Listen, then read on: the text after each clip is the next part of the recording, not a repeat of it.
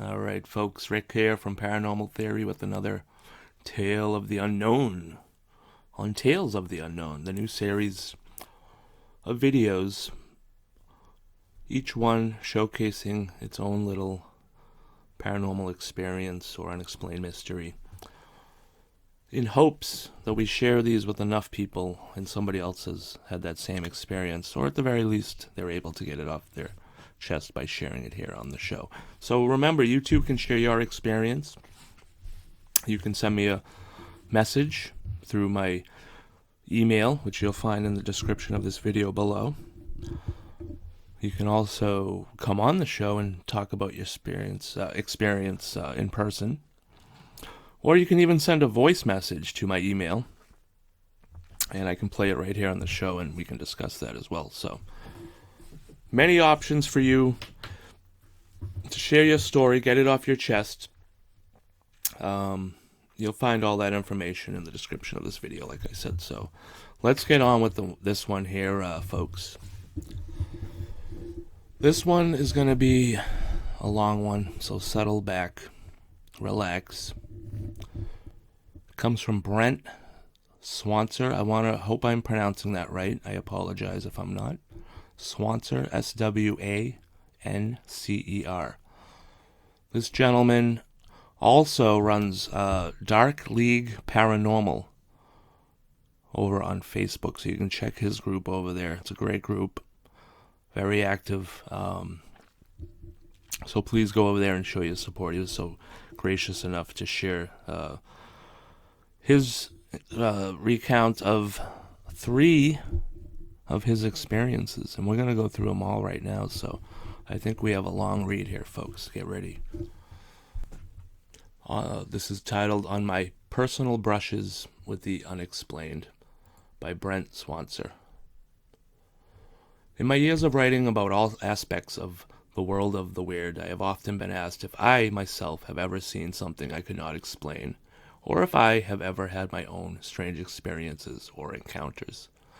I have typically always been rather vague and evasive on this point, not really giving a clear answer to this, and certainly not divulging anything of import. Until now, that is. You see, my answer to the question of whether I have ever had experiences with the unexplained is, in short, yes. Quite a resounding yes, in fact. I'm not sure why, but I've always kept these strange experiences to myself. I suppose it is the same for many others out there, and I guess everyone has their own reasons for this. Maybe they think that no one will believe them. Maybe they think that those around them will think them to be crazy or treat them as some sort of pariah if they were to come forth with their bizarre stories.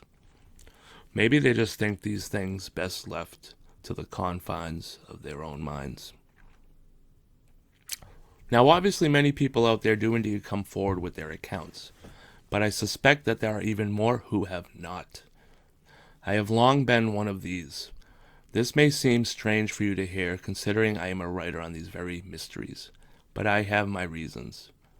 However, I recently had an exchange with someone on the topic of why people keep their paranormal experiences to themselves, and it was quite profound, to say the least, and it made me think. I did a bit of soul searching, and I decided that I would come out with my own experiences. These things which I have never told anyone, not even my closest friends or family. They have remained caged up within me, anomalies that have sat like awkward, jagged rocks upon the landscape of my mind for far too long.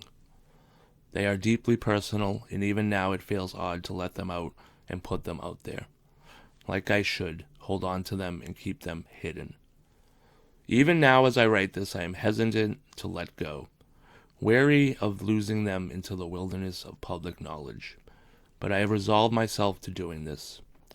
For better or for worse, it just seems for some reason like it is finally time, and that this is the right thing to do.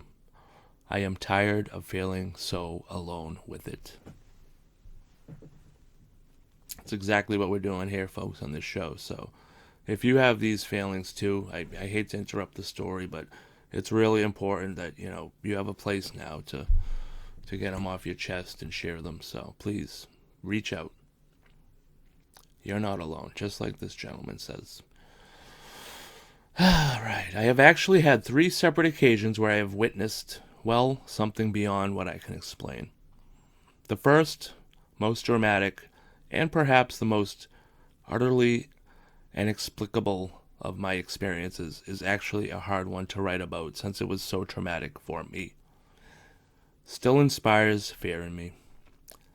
And I am still unable to really wrap my head around it even after all of these years.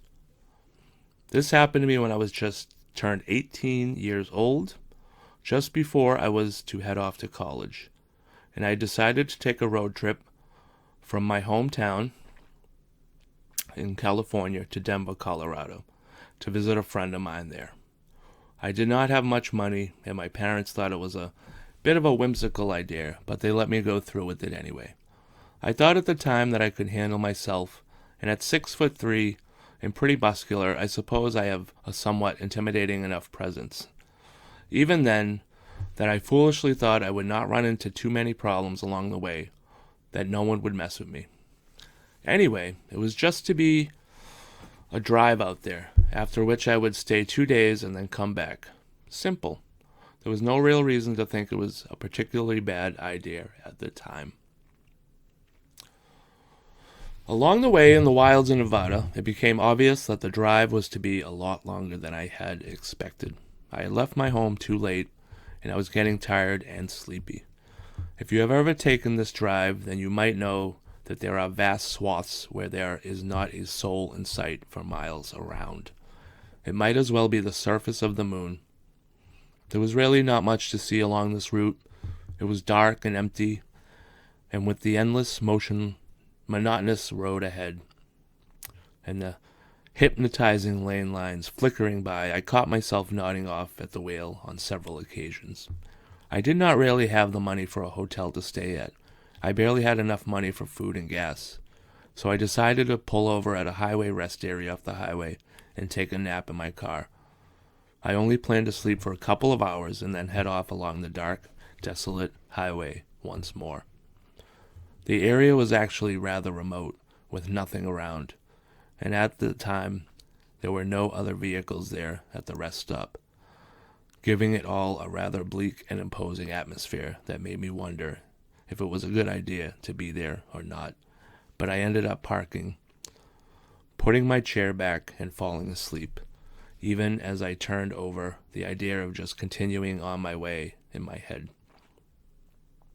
I awoke to a tapping on my car window. I jumped awake, and it was light enough that I first thought it was early morning. I was somewhat startled to see a young man standing there, peering in at me. He was a skinny young man who looked to be perhaps in his early 20s or late teens, not much older than myself at the time. And he was And he was dressed normally, certainly not a vagrant or appearing particularly threatening in any noticeable way. Although I immediately wondered why he was out there in the middle of nowhere and what he wanted. He then simply and calmly said, "Open the door." At this, I immediately had a distinct sense of palpable menace, some undefinable feeling of threat, and was glad that I had locked the doors of my vehicle. I simply said no. He demanded again, "Open the door."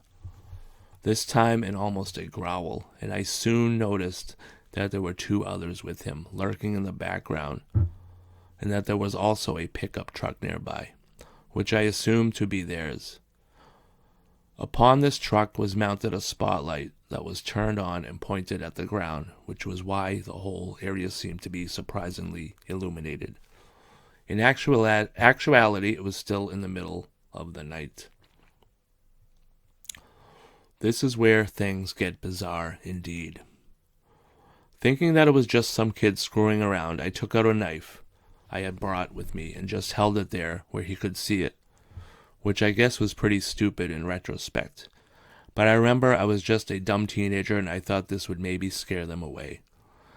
In fact, it had quite the opposite effect. The young man became absolutely infuriated and let out what I can only describe as an animalistic howl or wail.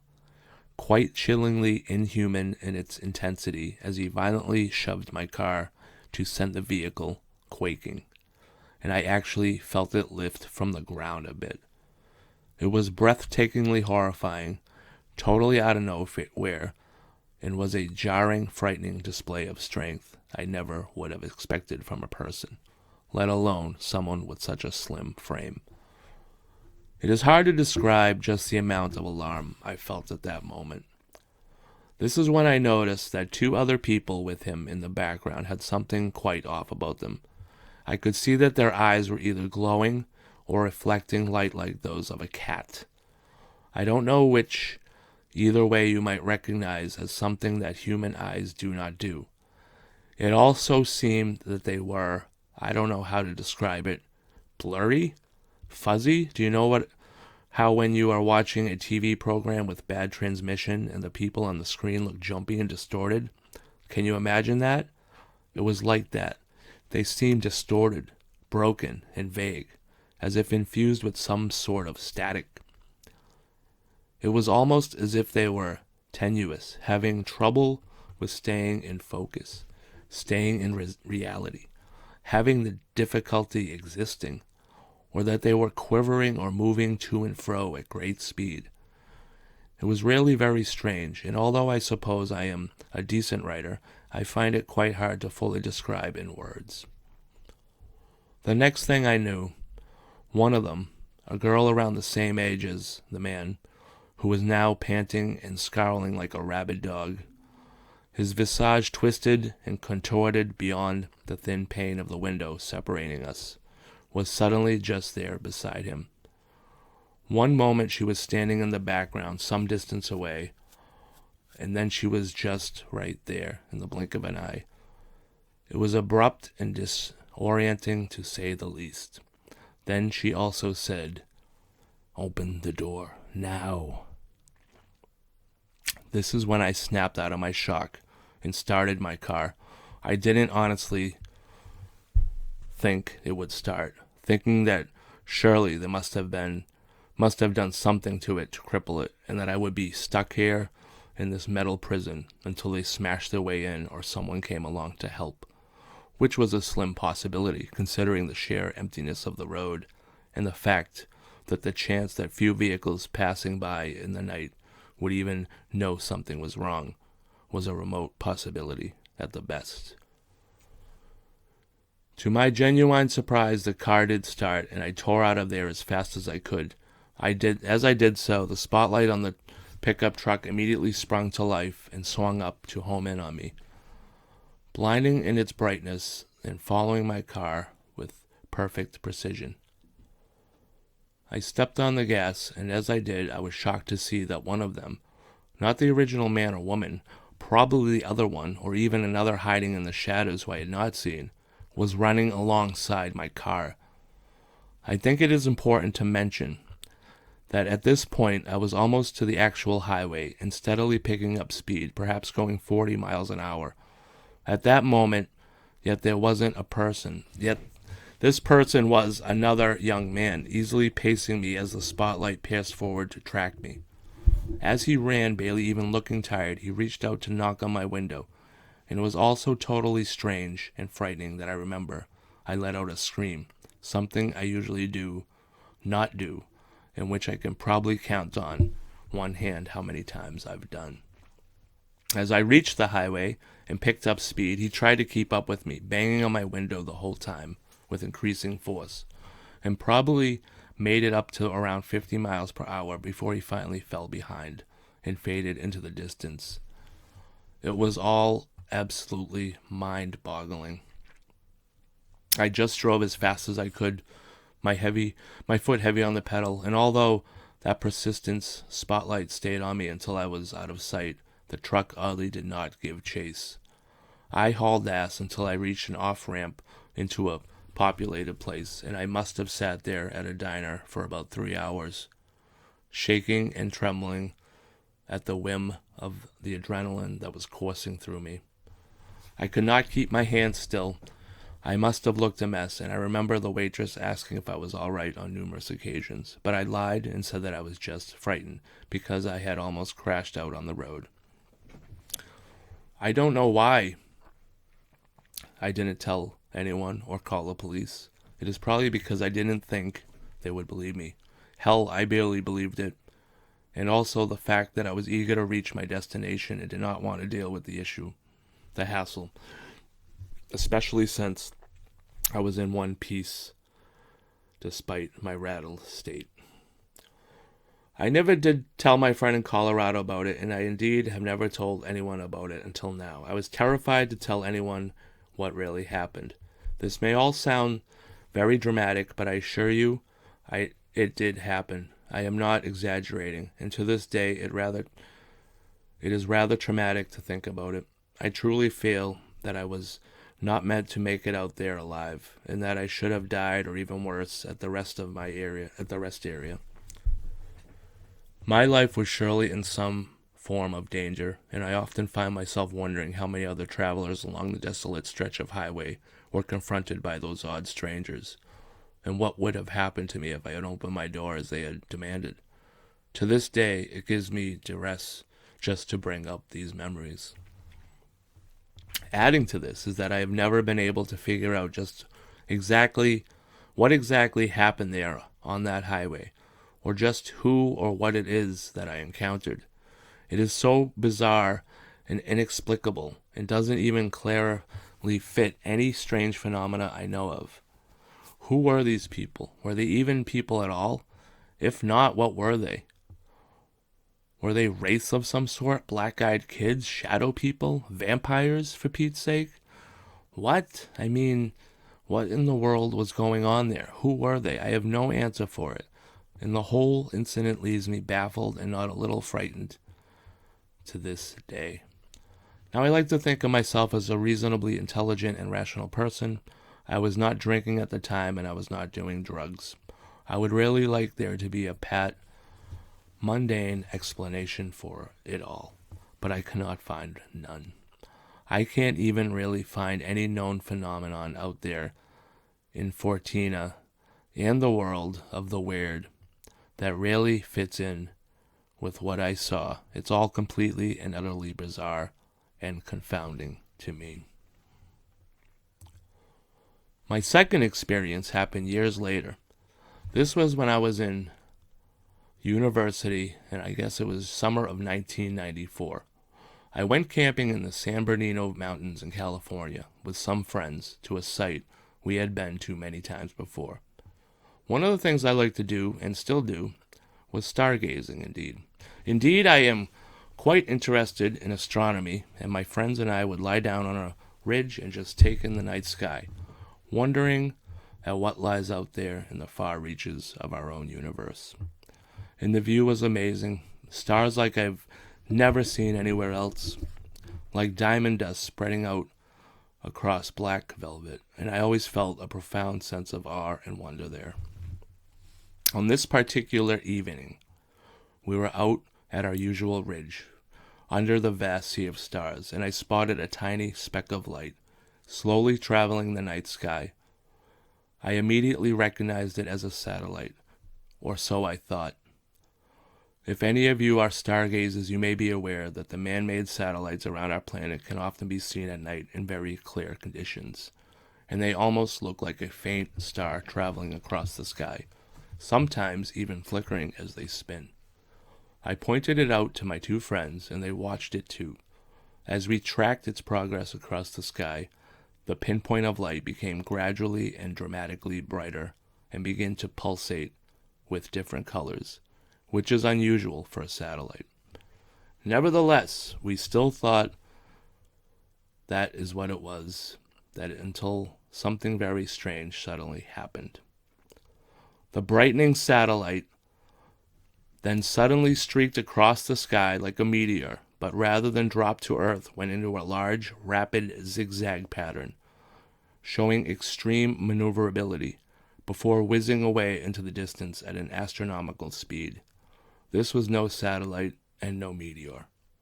My friend immediately explained something like, Holy shit, did you see that? We had all seen it, and none of us could explain it. We excitedly talked about it for the rest of the evening, but I had not mentioned it to anyone since.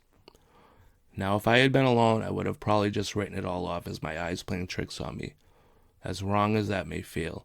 But the thing is that this object and its sheer speed and bizarre, erratic behavior were witnessed by all three of us, none of whom can explain it. Now, it was technically a UFO, but I can't say whether it was aliens, an experimental aircraft, or some other aerial phenomena. I simply don't know. All I know is that it was not a satellite and not a meteor. It was really damn strange. My last brush with the unexplained happened to me after I came to Japan, where I have lived for the past 21 years. As many of you may know, I often write about mysterious vanishings, but this is actually not always something I've had an interest in. I think what first made me intrigued with this phenomena is that I think I may have witnessed someone vanish into thin air. At least I think so. It's hard to say. Let me explain.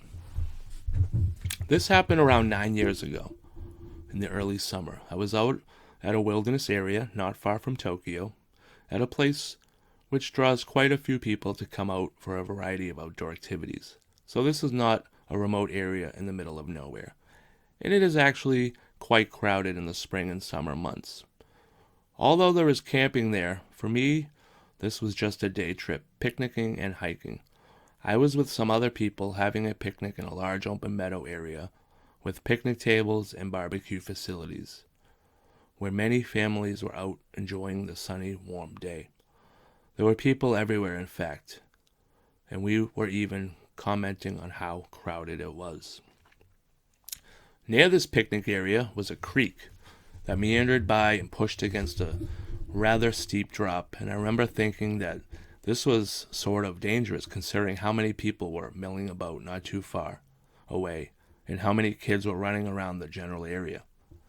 We were sitting quite near this drop off, particularly right next to it, and I couldn't even really enjoy my lunch because sometimes a kid would run past, and I was worried that eventually someone was going to go over. And I was even telling my friends that we should mention it to the officials who ran the area. It was nerve-wracking. After a while, we were going to actually pack up and be on our way. And I was sort of walking along that ridge, checking it out and thinking how they needed a railing or something there. At this point, I was walking back to our spot to help pack, and a young girl around 8 years of age goes running by laughing and heading right for the creek area. I wasn't totally alarmed at this point, as there were kids everywhere, but I kind of kept an eye on her and was wondering what her parents thought of this. As she was running full speed in that direction, I sort of went over in that direction as well, and as she got closer to the danger zone, I yelled out in Japanese, "Kiwo Sukya!" I can't pronounce this, I'm sorry, which means, "You better be careful." At around that moment, I went around a boulder, and the girl ran by it on the other side. And as this was particularly right on the cusp of the drop-off, I was now quite concerned. Yet, when I rounded the boulder, she was gone. Considering her path and speed and position, as well as the fact that she was out of sight for not even a second, she should have been right there on the other side, but she was nowhere to be seen. She had simply vanished. Thinking that she may have fallen down the ridge, I looked down, and there was nothing. No sign of her, and even if she had fallen, the creek was not fast-flowing enough for her to have been totally swept away in such a short span of time. Looking back towards the meadow also showed me that she was nowhere, even though if she had somehow changed course and returned, she had only been out of sight for a split second, and I should have seen her doing so. I was baffled, and I walked about looking around, but the girl was nowhere to be found. I wondered who her parents were, or were they? But I didn't know. I was pretty puzzled by it all, but in the end, I suppose I just wrote it off as having some explanation, not really believing in it myself. I just sort of assumed that the girl had somehow escaped my attention and gone off back to her family. In that fraction of a second that it took me to round that boulder, even though part of me knew that it was impossible. We stayed at the area for a little while longer, and I did not see anyone in a panic or looking for someone, and then we left, and I sort of put it out of my mind. That evening, my mind turned back to that mysterious girl I had seen, and I became more and more convinced that what I had witnessed was very strange indeed. I became sort of obsessed with it, and I actually checked the news every day looking for anything about a missing girl in the area, thinking that if something came up, I would notify authorities, but nothing did. To this day, I have no idea what I saw. All I know is that there is no way that girl could have run behind the boulder and escaped my attention. She was out of sight for a fraction of a second, and then absolutely nothing. Just there one moment and gone the next. I often wonder what I actually saw, and if there is some family out there wondering whatever happened to their daughter. I don't know. Was this someone vanishing? Was it a ghost? Was it just my mind playing tricks on me? I have no idea. But I believe it is at around this point that I developed a keen interest in mysterious disappearances. I do not take coming forward with these experiences lightly. These are things I have kept to myself and buried for years, in which cause me bafflement, stress, and indeed fear even now. I do not make any claim that these must be one thing or the other, only that they are remarkably odd things that have happened to me that evade any conventional explanation I can come up with. Many of you may perhaps think that I am crazy or delusional, but that is not the case at all. Maybe most will not believe me, and to that I have to say that I suppose I do not care. Not anymore. Perhaps it is a selfish reason that I have come forward with these unusual experiences, that I am seeking some catharsis. Perhaps I think by telling these things, it will encourage others to do so as well, as I am sure there are many more like me who bury their own bumps with the unexplained for a variety of reasons.